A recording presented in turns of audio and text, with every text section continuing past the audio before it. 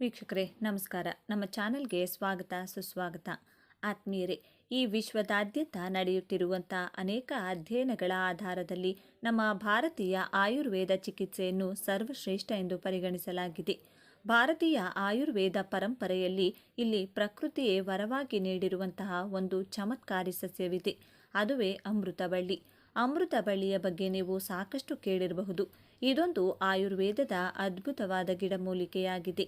ಸಾಂಕ್ರಾಮಿಕ ಸೋಂಕುಗಳಿಂದ ರಕ್ಷಿಸಲು ಸಹಾಯ ಮಾಡುತ್ತದೆ. ಇದನ್ನು ಭಾರತೀಯ ವೈದ್ಯಕೀಯದಲ್ಲಿ ಹಲವು ವರ್ಷಗಳಿಂದ ಬಳಸಲಾಗುತ್ತಿದೆ.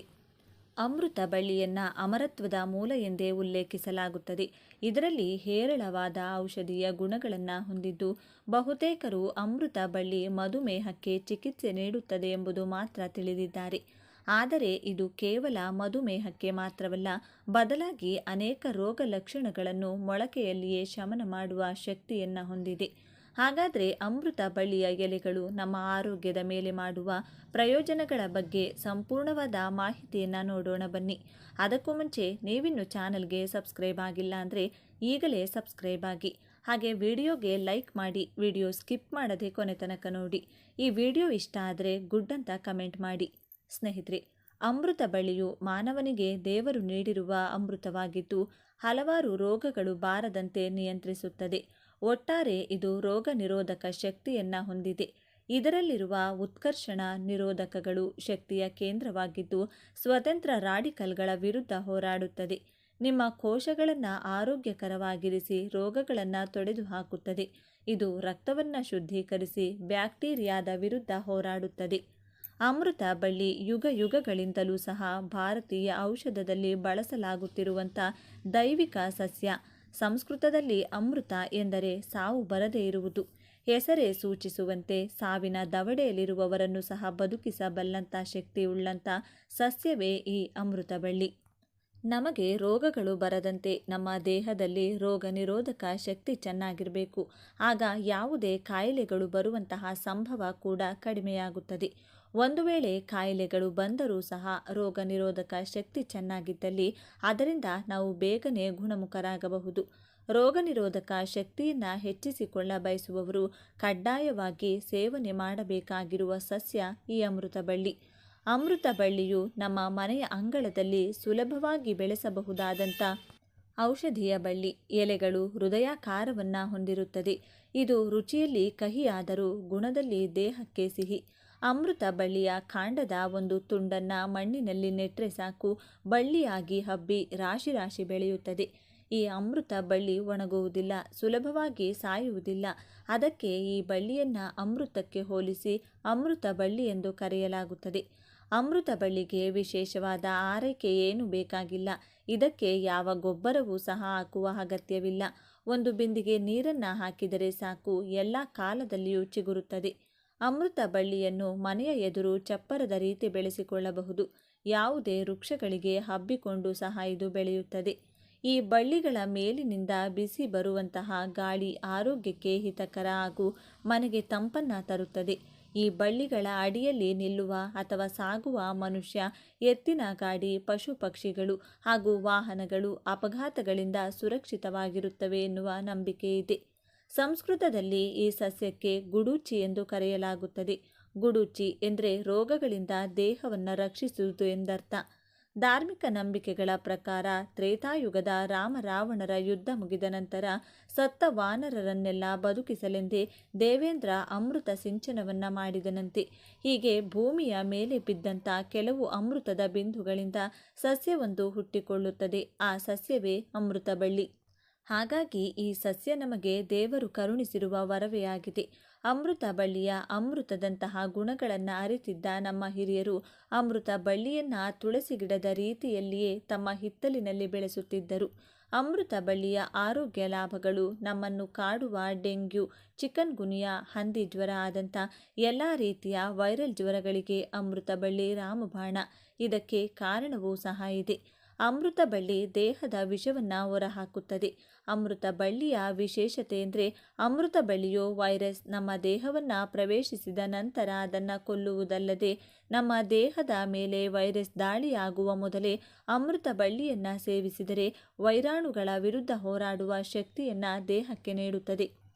ರೋಗ ನಿರೋಧಕ ಶಕ್ತಿಯನ್ನು ಹೆಚ್ಚು ಮಾಡುವ ಗುಣವಿರುವ ಕಾರಣದಿಂದಲೇ ಅಮೃತ ಬಳ್ಳಿಯನ್ನು ರಸಾಯನಿ ಎಂದು ಕರೆಯಲಾಗುತ್ತದೆ.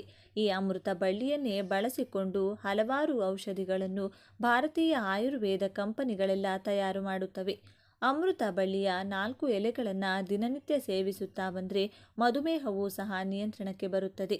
ಅಮೃತ ಬಳ್ಳಿಯ 4 ಎಲೆಗಳನ್ನು ಪ್ರತಿನಿತ್ಯ ಸೇವಿಸುತ್ತಾ ಬಂದರೆ ರಕ್ತದೊತ್ತಡ ಸ್ವಲ್ಪ ಮಟ್ಟಿಗೆ ಹತೋಟಿಗೆ ಬರುತ್ತದೆ. ಈ ಸಸ್ಯ ವಾತ, ಪಿತ್ತ ಮತ್ತು ಕಫಗಳನ್ನು ನಿಯಂತ್ರಿಸುತ್ತದೆ. ಅಮೃತ ಬಳ್ಳಿಯ ಎಲೆಗಳನ್ನು ಬೆಲ್ಲದ ಜೊತೆ ಸೇರಿಸಿ ಆಗಾಗ ಸೇವನೆ ಮಾಡಿದರೆ ಮಲಬದ್ಧತೆ ನಿವಾರಣೆಯಾಗುತ್ತದೆ. ಹೊಟ್ಟೆಯ ಉಬ್ಬರ ಮತ್ತು ಹೊಟ್ಟೆ ಉರಿಗಳಂತಹ ಸಮಸ್ಯೆಗಳು ಸಹ ಕಡಿಮೆಯಾಗುತ್ತವೆ. ಕರುಳುಗಳಿಗೆ ಸಂಬಂಧಿಸಿದ ಸಮಸ್ಯೆಗಳಿಗೆ ಅಮೃತ ಬಳ್ಳಿ ಅತ್ಯುತ್ತಮ ಔಷಧಿಯಾಗಿದೆ. ನಮ್ಮ ಶರೀರದ ರಕ್ತದಲ್ಲಿ ಹೆಚ್ಚಾಗಿರುವಂತಹ ಕೊಬ್ಬಿನ ಅಂಶವನ್ನು ತಗ್ಗಿಸಲು ಸಹ ಅಮೃತ ಬಳ್ಳಿ ಸಹಕಾರಿಯಾಗಿದೆ. ಕಣ್ಣಿನ ದೃಷ್ಟಿಯನ್ನು ಸಹ ಅಮೃತ ಬಳ್ಳಿ ಸುಧಾರಣೆ ಮಾಡುತ್ತದೆ. ಹಾಗಾಗಿ ದೃಷ್ಟಿದೋಷ ಕಾಣಿಸಿಕೊಂಡರೆ ಅಂಥವರು ಅಮೃತ ಬಳ್ಳಿಯನ್ನು ಸೇವನೆ ಮಾಡಬೇಕು. ಹೃದಯಕ್ಕೆ ಸಂಬಂಧಿಸಿದ ಅನೇಕ ಸಮಸ್ಯೆಗಳನ್ನು ಅಮೃತ ಬಳ್ಳಿ ನಿವಾರಿಸುತ್ತದೆ. ಅನಿರೀಕ್ಷಿತವಾಗಿ ಹೆಚ್ಚುವ ಹೃದಯ ಬಡಿತ ಹಾಗೂ ಅನಿರೀಕ್ಷಿತವಾಗಿ ಕಡಿಮೆಯಾಗುವ ಹೃದಯದ ಬಡಿತ ಸಮಸ್ಯೆಗಳಿಗೆಲ್ಲ ಈ ಸಸ್ಯ ಆರೈಕೆ ಮಾಡುತ್ತದೆ. ಅಮೃತ ಬಳ್ಳಿ ನೋವನ್ನು ಕಡಿಮೆ ಮಾಡಲು ಸಹ ಬಹಳ ಸಹಕಾರಿ. ಅಮೃತ ಬಳ್ಳಿ ಹಾಗೂ ಶುಂಠಿಯನ್ನು ಸೇರಿಸಿ ಕಷಾಯ ಮಾಡಿ ಕುಡಿಯುವುದರಿಂದ ಮೈಕೈ ನೋವು, ಗಂಟಲು ನೋವು ಕಡಿಮೆಯಾಗುತ್ತದೆ. ತೂಕವನ್ನು ಇಳಿಕೆ ಮಾಡಲು ಇಚ್ಛಿಸುವವರಿಗೂ ಸಹ ಅಮೃತ ಬಳ್ಳಿ ಬಹಳ ಸಹಕಾರಿ. ಅಮೃತ ಬಳ್ಳಿಯ ಎಲೆಗಳನ್ನು ಅರೆದು ಪೇಸ್ಟ್ನ ರೀತಿ ಮಾಡಿ ಕೂದಲುಗಳಿಗೆ ಹಚ್ಚಿ 1 ಗಂಟೆಯ ನಂತರ ಸ್ನಾನವನ್ನು ಮಾಡಿದರೆ ಕೂದಲು ಸೊಂಪಾಗಿ ಬೆಳೆಯುತ್ತದೆ. ಅಮೃತ ಬಳ್ಳಿಯನ್ನು ಸೇವಿಸುವುದು ಹೇಗೆ? ಅಮೃತ ಬಳ್ಳಿಯನ್ನು ಕಷಾಯ ರೂಪದಲ್ಲಿ ಅಥವಾ ಜ್ಯೂಸ್ನ ರೂಪದಲ್ಲಿ ಸೇವನೆ ಮಾಡಬಹುದು. ಅಮೃತ ಬಳ್ಳಿಯ ಕಷಾಯವನ್ನು ಮಾಡಲು ಅಮೃತ ಬಳ್ಳಿಯ ಕಾಂಡವನ್ನು ತೆಗೆದು ಚೆನ್ನಾಗಿ ತೊಳೆದು ನೀರಿನಲ್ಲಿ ಹಾಕಿ ಕುದಿಸಿ ಆ ನಂತರ ಶೋಧಿಸಬೇಕು. ಈ ರೀತಿ ತಯಾರಿಸಿದಂಥ ಕಷಾಯವನ್ನು ಪ್ರತಿನಿತ್ಯ 1 ಲೋಟ ಸೇವಿಸಬೇಕು. ಅಮೃತ ಬಳ್ಳಿಯ ಕಾಂಡವನ್ನು ಜಜ್ಜಿ ರಸವನ್ನು ತೆಗೆದು ಆ ರಸವನ್ನು ಜೇನುತುಪ್ಪದ ಜೊತೆ ಬೆರೆಸಿಕೊಂಡು ದಿನಕ್ಕೆ 1 ಚಮಚ ರಸವನ್ನು ಸೇವಿಸಬಹುದು. ಅಮೃತ ಬಳ್ಳಿಯ ಎಲೆಗಳನ್ನು ಹಾಗೆಯೇ ಸ್ವೀಕರಿಸಬಹುದು ಅಥವಾ ತಂಬುಳಿಯಂತಹ ಅಡುಗೆಯನ್ನು ತಯಾರು ಮಾಡಿ ಸೇವಿಸಬಹುದು. ಅತಿಯಾದರೆ ಅಮೃತವೂ ಸಹ ವಿಷ ಎಂಬ ಮಾತಿದೆ. ಹಾಗಾಗಿ ಅಮೃತ ಬಳ್ಳಿಯನ್ನು ಸಹ ನಿಯಮಿತವಾಗಿ ಸೇವನೆ ಮಾಡಬೇಕು. ಇದು ಉಷ್ಣ ಗುಣವನ್ನು ಹೊಂದಿರುವ ಕಾರಣದಿಂದ ಇದನ್ನು ಅತಿಯಾಗಿ ಸೇವಿಸಿದರೆ ಬಾಯಿ ಹುಣ್ಣು ಸೇರಿದಂತೆ ಮಲಬದ್ಧತೆಯಂತಹ ಸಮಸ್ಯೆಗಳು ಎದುರಾಗಬಹುದು. ಸ್ವಲ್ಪ ಪ್ರಮಾಣದಲ್ಲಿ ನಿಯಮಿತವಾಗಿ ಯಾರಾದರೂ ಅಮೃತ ಬಳ್ಳಿಯನ್ನು ಸೇವಿಸುತ್ತಾ ಬಂದರೆ ದೇಹದಲ್ಲಿನ ವಿಷದ ಪ್ರಮಾಣ ಕಡಿಮೆಯಾಗಿ ದೇಹ ಶಕ್ತಿಯುತವಾಗುತ್ತದೆ. ಉಸಿರಾಟ ಮತ್ತು ಸಂಧಿವಾತ ಸಮಸ್ಯೆಗೆ ಪರಿಹಾರ. ಅಮೃತ ಬಳ್ಳಿಯು ಉರಿಯೂತದ ಪ್ರಯೋಜನಗಳಿಗೆ ಪ್ರಿಯವಾಗಿದೆ. ಹಾಗಾಗಿ ಕೆಮ್ಮು, ಶೀತ, ಉಸಿರಾಟದ ಸಮಸ್ಯೆಗಳಿಂದ ಪಾರು ಮಾಡುತ್ತದೆ. ಇದು ಉರಿಯೂತ ಮತ್ತು ಸಂಧಿವಾತ ವಿರೋಧಿ ಗುಣಲಕ್ಷಣಗಳನ್ನು ಹೊಂದಿದ್ದು ಸಂಧಿವಾತದಂತಹ ಸಮಸ್ಯೆಗೆ ಚಿಕಿತ್ಸೆ ನೀಡಲು ಸಹಾಯ ಮಾಡುತ್ತದೆ. ಹೀಗೆ ಮಾಡಿ ಯಾರೆಲ್ಲ ಕೀಲು ನೋವಿನಿಂದ ಬಳಲುತ್ತಿರುತ್ತಾರೆಯೋ ಅಂಥವರು ಅಮೃತ ಬಳ್ಳಿಯ ಕಾಂಡದ ಪುಡಿಯನ್ನು ಹಾಲಿನೊಂದಿಗೆ ಕುದಿಸಿ ಸೇವನೆ ಮಾಡಬಹುದು. ಕಾಯಿಲೆ ಬಂದ ಮೇಲೆ ವಾಸಿ ಮಾಡಿಕೊಳ್ಳುವ ಪ್ರಯತ್ನ ಪಡುವ ಬದಲು ಕಾಯಿಲೆ ಬಾರದ ಹಾಗೆ ತಡೆಯಬೇಕು. ಅಮೃತ ಬಳ್ಳಿಯು ವಯಸ್ಸಾದ ವಿರೋಧಿ ಮೂಲಿಕೆಯಾಗಿದೆ. ಇದರಲ್ಲಿ ಫ್ಲೇವನಾಯ್ಡ್ಗಳು ಸಮೃದ್ಧವಾಗಿರುವ ಜೀವಕೋಶದ ಹಾನಿಯ ವಿರುದ್ಧ ಹೋರಾಡುತ್ತವೆ. ಅಲ್ಲದೆ ಹೊಸ ಜೀವಕೋಶದ ಬೆಳವಣಿಗೆಯನ್ನು ಪ್ರಾರಂಭಿಸುತ್ತದೆ. ಇದು ಚರ್ಮವನ್ನು ಪೋಷಿಸಲು ಮತ್ತು ವಯಸ್ಸಾದ ಗೋಚರ ಚಿಹ್ನೆಗಳನ್ನು ಕಡಿಮೆ ಮಾಡಲು ಕಾಲಜನ್ ಉತ್ಪಾದನೆಯನ್ನು ಹೆಚ್ಚಿಸುತ್ತದೆ. ಈ ಅಮೃತ ಬಳ್ಳಿಯನ್ನು ದಿನನಿತ್ಯ ಬಳಕೆ ಮಾಡೋದ್ರಿಂದ ಕಾಯಿಲೆಗಳೇ ನಮ್ಮ ಸಮೀಪ ಸುಳಿಯುವುದಿಲ್ಲ. ಆತ್ಮೀಯರೇ, ನಾವು ಇಲ್ಲಿ ಯಾವುದೇ ರೀತಿಯ ಸ್ವಚಿಕಿತ್ಸಾ ಪದ್ಧತಿಯನ್ನು ಪ್ರೇರೇಪಿಸುತ್ತಿಲ್ಲ, ಪ್ರೋತ್ಸಾಹಿಸುತ್ತಿಲ್ಲ. ನಮ್ಮ ವಾಹಿನಿಯಲ್ಲಿ ಪ್ರಸಾರವಾಗುವ ಗಿಡಮೂಲಿಕೆಗಳ ಕುರಿತು ವಿಚಾರವನ್ನು ತಿಳಿದುಕೊಂಡ ನಂತರ ಅವುಗಳನ್ನು ಔಷಧವಾಗಿ ಬಳಸುವವರು ತಪ್ಪದೇ ಹೆಚ್ಚಾಗಿ ತಿಳಿದಿರುವ ಮತ್ತು ನುರಿತ ವೈದ್ಯರ ಸಲಹೆಯನ್ನು ಪಡೆದುಕೊಳ್ಳಬೇಕು. ಆತ್ಮೀಯರೇ, ಅಮೃತ ಬಳ್ಳಿಯ ಕುರಿತು ಹಲವಾರು ವಿಶೇಷ ಮಹತ್ವದ ಮಾಹಿತಿಗಳನ್ನೆಲ್ಲ ತಿಳಿದುಕೊಂಡ ನಮಗೆಲ್ಲರಿಗೂ ಆ ಭಗವಂತನ ಕೃಪಾ ಕಟಾಕ್ಷ ಸದಾಕಾಲ ಇರಲೆಂದು ಕೋರಿಕೊಳ್ಳುತ್ತಾ ಈ ದಿನದ ಸಂಚಿಕೆಯನ್ನು ಮುಗಿಸ್ತಿದ್ದೇನೆ. ವೀಕ್ಷಕರೇ, ನಿಮಗೆ ಈ ವಿಡಿಯೋ ಇಷ್ಟವಾಗಿದ್ದಲ್ಲಿ ಲೈಕ್ ಮಾಡಿ, ಶೇರ್ ಮಾಡಿ ಮತ್ತು ಸಬ್ಸ್ಕ್ರೈಬ್ ಮಾಡಿ ಹಾಗೂ ಬೆಲ್ ಬಟನ್ ಒತ್ತೋದನ್ನು ಮರಿಬೇಡಿ. ವಿಡಿಯೋ ಇಷ್ಟ ಆಗಿದ್ದರೆ ಗುಡ್ ಅಂತ ಕಮೆಂಟ್ ಮಾಡಿ. ಮಲ್ಲಿಗೆ ಹೂ ತನ್ನ ಅಂದ, ಮೃದುವಾದ ಬಿಳಿ ಬಣ್ಣ ಹಾಗೂ ಅದ್ಭುತ ಪರಿಮಳದಿಂದ ಎಲ್ಲರ ಮನಸ್ಸನ್ನು ಸೂರೆಗೊಳಿಸುತ್ತದೆ. ಗುಲಾಬಿ ನಂತರ ಅತ್ಯಂತ ಜನಪ್ರಿಯ ಹೂವೆಂದರೆ ಅದು ಮಲ್ಲಿಗೆ. ವಿಶೇಷವಾಗಿ ಮಹಿಳೆಯರಿಗೆ ಇದು ಅಚ್ಚುಮೆಚ್ಚು. ಕೇವಲ ಅಲಂಕಾರಕ್ಕೆ ಮಾತ್ರವಲ್ಲದೆ ಮಲ್ಲಿಗೆಯ ಸುವಾಸನೆಯು ಆರೋಗ್ಯಕ್ಕೂ ಮನಃಶಾಂತಿಗೂ ಮತ್ತು ದಾಂಪತ್ಯ ಜೀವನಕ್ಕೂ ಹಲವು ಪ್ರಯೋಜನಗಳನ್ನು ನೀಡುತ್ತದೆ. ನಮ್ಮ ಭಾರತೀಯ ಸಂಸ್ಕೃತಿಯಲ್ಲಿ ಹೂಗಳಿಗೆ ವಿಶೇಷವಾದ ಸ್ಥಾನವಿದೆ.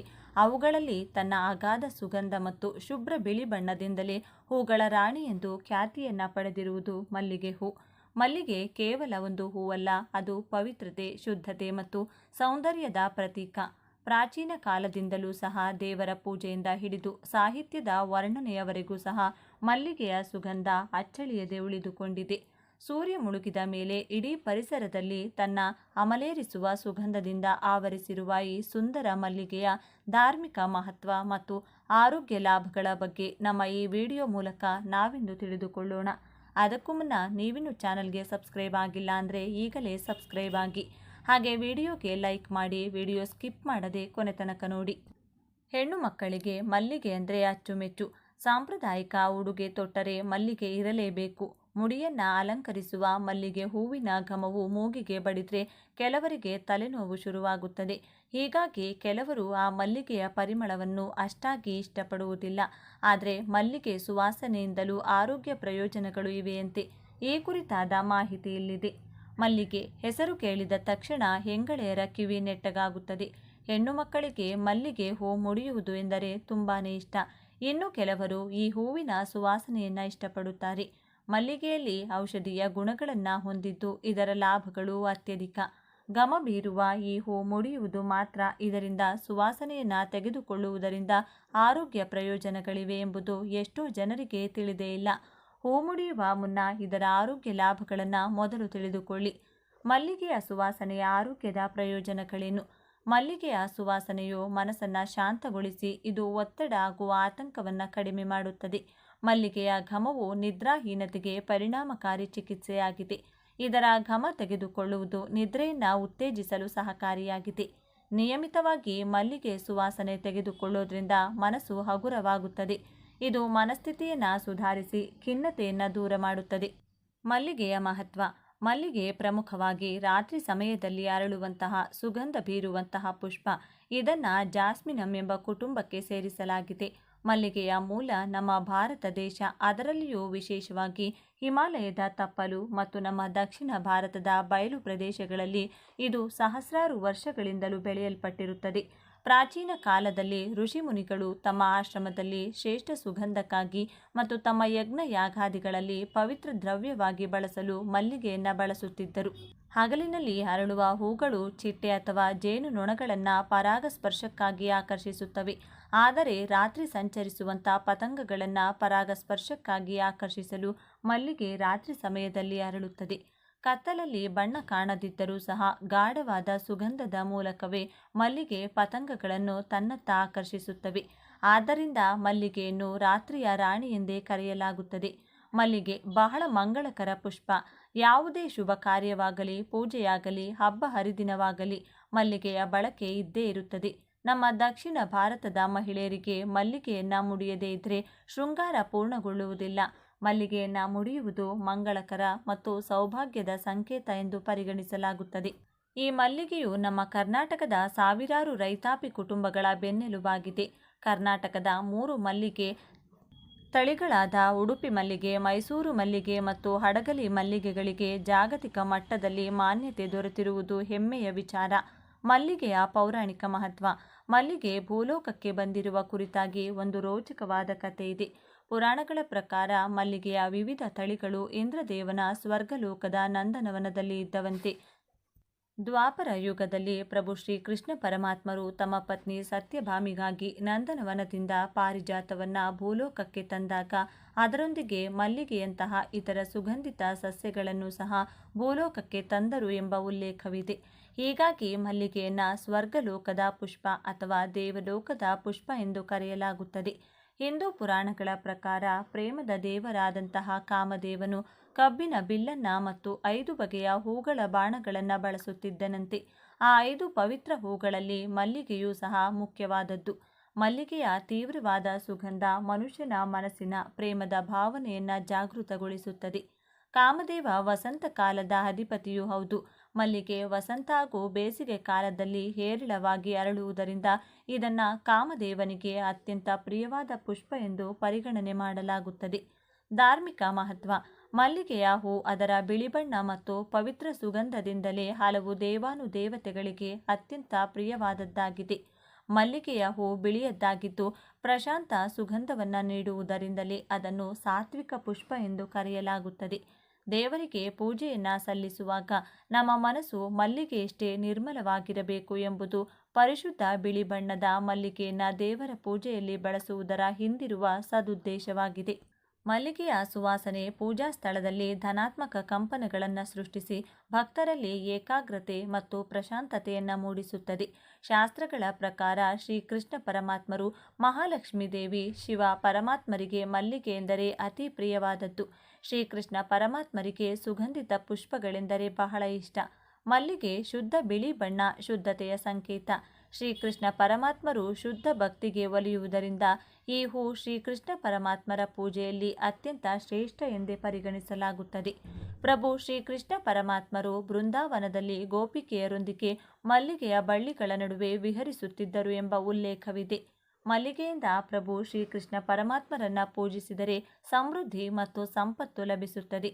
ದೇವಾನುದೇವತೆಗಳಿಗೆ ಪ್ರಿಯವಾದ ಹೂವನ್ನು ಅರ್ಪಣೆ ಮಾಡಿ ಪೂಜಿಸಿದರೆ ಶೀಘ್ರ ಫಲ ದೊರೆಯುತ್ತದೆ. ಇದೇ ಕಾರಣಕ್ಕಾಗಿಯೇ ಉಡುಪಿ ಶ್ರೀಕೃಷ್ಣ ಮಠದಲ್ಲಿ ಮಲ್ಲಿಗೆ ಇಲ್ಲದೆ ಪೂಜೆ ಅಪೂರ್ಣ ಎಂಬ ನಂಬಿಕೆ ಇದೆ. ಸಂಪತ್ತಿನ ದೇವತೆಯಾದ ಮಹಾಲಕ್ಷ್ಮೀ ದೇವಿಗೂ ಸಹ ಮಲ್ಲಿಗೆಯ ಸುಗಂಧ ಮತ್ತು ಬಿಳಿ ಬಣ್ಣ ಅತ್ಯಂತ ಪ್ರಿಯವಾದದ್ದು. ಮಹಾಲಕ್ಷ್ಮೀ ದೇವಿಗೆ ಮೀಸಲಾದ ಶುಕ್ರವಾರದಂದು ಮಲ್ಲಿಗೆಯ ಪುಷ್ಪದಿಂದ ಅರ್ಚನೆಯನ್ನು ಮಾಡೋದ್ರಿಂದ ದೇವಿಯು ಪ್ರಸನ್ನಳಾಗಿ ಮನೆಯಲ್ಲಿ ಐಶ್ವರ್ಯ ಮತ್ತು ಸೌಭಾಗ್ಯವನ್ನು ಕರುಣಿಸುತ್ತಾರೆ ಎಂಬ ಪ್ರತೀತಿ ಇದೆ. ಜ್ಞಾನ ದೇವತೆಯಾದ ಸರಸ್ವತಿ ಮಾತೆ ಶ್ವೇತಾಂಬರಿ ಅಂದರೆ ಬಿಳಿ ವಸ್ತ್ರಧಾರಿಣಿ ಸರಸ್ವತಿ ದೇವಿಗೆ ಕೆಂಪು ಅಥವಾ ಗಾಢ ಬಣ್ಣದ ಹೂಗಳಿಗಿಂತ ಮಲ್ಲಿಗೆಯಂತಹ ಬಿಳಿ ಪುಷ್ಪಗಳೇ ಹೆಚ್ಚು ಪ್ರಿಯವಾಗಿವೆ. ಮಲ್ಲಿಗೆಯ ಶುಭ್ರ ಬಿಳಿ ಬಣ್ಣವು ನಿರ್ಮಲ ಮನಸ್ಸು ಮತ್ತು ಪರಿಶುದ್ಧ ಜ್ಞಾನವನ್ನು ಪ್ರತಿನಿಧಿಸುತ್ತದೆ. ಸರಸ್ವತಿ ದೇವಿ ಬುದ್ಧಿಶಕ್ತಿಯ ದೇವತೆ. ಮಲ್ಲಿಗೆಯ ಸುವಾಸನೆಯು ಮೆದುಳನ್ನು ಶಾಂತಗೊಳಿಸಿ ಏಕಾಗ್ರತೆ ಮತ್ತು ಸ್ಮರಣ ಶಕ್ತಿಯನ್ನು ವೃದ್ಧಿ ಮಾಡಲು ಸಹಾಯ ಮಾಡುತ್ತದೆ. ಇದು ವಿದ್ಯಾರ್ಥಿಗಳಿಗೆ ಓದಿನಲ್ಲಿ ಆಸಕ್ತಿಯನ್ನು ಮೂಡಿಸಲು ಪೂರಕವಾದಂತಹ ಪರಿಸರವನ್ನು ನಿರ್ಮಿಸುತ್ತದೆ. ಇದೇ ಕಾರಣಕ್ಕಾಗಿಯೇ ಮಲ್ಲಿಗೆ ಸರಸ್ವತಿ ದೇವಿಗೆ ಬಹಳ ಪ್ರಿಯವಾದ ಪುಷ್ಪ. ಸರಸ್ವತಿ ದೇವಿಗೆ ಮೀಸಲಾದಂಥ ವಸಂತ ಪಂಚಮಿಯ ದಿನದಂದು ಮಲ್ಲಿಗೆಯಿಂದ ಅರ್ಚನೆಯನ್ನು ಮಾಡುವುದು ಅತ್ಯಂತ ಮಂಗಳಕರ. ಶಿವ ಪರಮಾತ್ಮರಿಗೂ ಬಿಳಿ ಬಣ್ಣದ ಹೂಗಳೆಂದರೆ ಬಹಳ ಅಚ್ಚುಮೆಚ್ಚು. ಶಿವಪುರಾಣದ ಪ್ರಕಾರ ಮಲ್ಲಿಗೆಯಿಂದ ಶಿವದೇವರನ್ನು ಪೂಜಿಸುವುದರಿಂದ ಮೋಕ್ಷ ಮತ್ತು ಪುತ್ರ ಸಂತಾನ ಪ್ರಾಪ್ತಿಯಾಗುತ್ತದೆ ಎಂಬ ನಂಬಿಕೆ ಇದೆ. ಶ್ರೀಶೈಲದ ಮಲ್ಲಿಕಾರ್ಜುನ ಸ್ವಾಮಿಯ ಹೆಸರೇ ಮಲ್ಲಿಗೆಯೊಂದಿಗೆ ಬೆಸೆದುಕೊಂಡಿದೆ. ಮಲ್ಲಿಗೆಯ ಔಷಧೀಯ ಲಾಭಗಳು. ಮಲ್ಲಿಗೆಯ ಅತ್ಯಂತ ದೊಡ್ಡ ಗುಣವೆಂದರೆ ಅದರ ಸುಗಂಧ. ಮಲ್ಲಿಗೆಯ ಸುಗಂಧ ಮೆದುಳಿನಲ್ಲಿ ಎಂಡೋರ್ಫಿನ್ ಎಂಬ ಸಂತಸದ ಹಾರ್ಮೋನನ್ನು ಬಿಡುಗಡೆ ಮಾಡಿಸುತ್ತದೆ. ಈ ಹಾರ್ಮೋನ್ ಆತಂಕವನ್ನೆಲ್ಲ ದೂರಾಗಿಸಿ ತಕ್ಷಣವೇ ಮನಸ್ಸನ್ನು ಶಾಂತಗೊಳಿಸುತ್ತದೆ. ರಾತ್ರಿ ಮಲಗುವ ಮೊದಲು ಮಲ್ಲಿಗೆಯ ಸುವಾಸನೆಯನ್ನು ಹೀರಿಕೊಳ್ಳೋದ್ರಿಂದ ಗಾಢವಾದ ಮತ್ತು ನೆಮ್ಮದಿಯ ನಿದ್ರೆ ಬರುತ್ತದೆ. ಮಲ್ಲಿಗೆಯ ಎಣ್ಣೆಯು ಚರ್ಮದ ಕಾಂತಿಯನ್ನು ಹೆಚ್ಚಿಸುತ್ತದೆ. ಮಲ್ಲಿಗೆ ಎಣ್ಣೆಯಲ್ಲಿರುವಂಥ ಆಂಟಿ ಆಕ್ಸಿಡೆಂಟ್ಗಳು ಚರ್ಮ ಸುಕ್ಕಾಗುವುದನ್ನು ತಡೆಯುತ್ತವೆ. ಮಲ್ಲಿಗೆ ಎಣ್ಣೆಯನ್ನು ಕೂದಲಿಗೆ ಲೇಪಿಸಿಕೊಳ್ಳೋದ್ರಿಂದ ಕೂದಲಿನ ಬುಡ ಬಲಗೊಳ್ಳುತ್ತದೆ. ಮಲ್ಲಿಗೆ ಶೀತಕಾರಿ ಗುಣವನ್ನು ಹೊಂದಿರುತ್ತದೆ. ಮಲ್ಲಿಗೆಯ ಎಲೆಗಳನ್ನು ಅಗಿಯುವುದರಿಂದ ಬಾಯಿಯ ಹುಣ್ಣು ಶಮನವಾಗುತ್ತದೆ ಎಂದು ಆಯುರ್ವೇದ ಶಾಸ್ತ್ರಗಳು ಉಲ್ಲೇಖಿಸುತ್ತವೆ. ಕಣ್ಣುರಿ ಉಂಟಾದಾಗ ತಾಜಾ ಮಲ್ಲಿಗೆ ಹೂಗಳನ್ನು ಕಣ್ಣಿನ ಮೇಲೆ ಇಟ್ಕೊಳ್ಳೋದ್ರಿಂದ ತಂಪು ದೊರೆತು ಉರಿ ಕಡಿಮೆಯಾಗುತ್ತದೆ. ಮಲ್ಲಿಗೆ ಎಲೆಯ ರಸವನ್ನು ಗಾಯಕ್ಕೆ ಲೇಪಿಸಿದರೆ ಗಾಯ ಬೇಗನೆ ವಾಸಿಯಾಗುತ್ತದೆ. ಆತ್ಮೀಯರೇ, ಮಲ್ಲಿಗೆಯ ಹೂವಿನ ಕುರಿತಾಗಿ ಸಮಗ್ರ ಮಾಹಿತಿಯನ್ನು ತಿಳಿದುಕೊಂಡ ನಮಗೆಲ್ಲರಿಗೂ ಆ ಭಗವಂತನ ಕೃಪಾ ಕಟಾಕ್ಷ ಸದಾ ಕಾಲ ಇರಲೆಂದು ಕೋರಿಕೊಳ್ಳುತ್ತಾ ಈ ದಿನದ ಸಂಚಿಕೆಯನ್ನು ಮುಗಿಸುತ್ತಿದ್ದೇನೆ. ವೀಕ್ಷಕರೇ, ನಿಮಗೆ ಈ ವಿಡಿಯೋ ಇಷ್ಟವಾಗಿದ್ದಲ್ಲಿ ಲೈಕ್ ಮಾಡಿ, ಶೇರ್ ಮಾಡಿ ಮತ್ತು ಸಬ್ಸ್ಕ್ರೈಬ್ ಮಾಡಿ ಹಾಗೂ ಬೆಲ್ ಬಟನ್ ಒತ್ತೋದನ್ನು ಮರಿಬೇಡಿ. ಧನ್ಯವಾದಗಳು.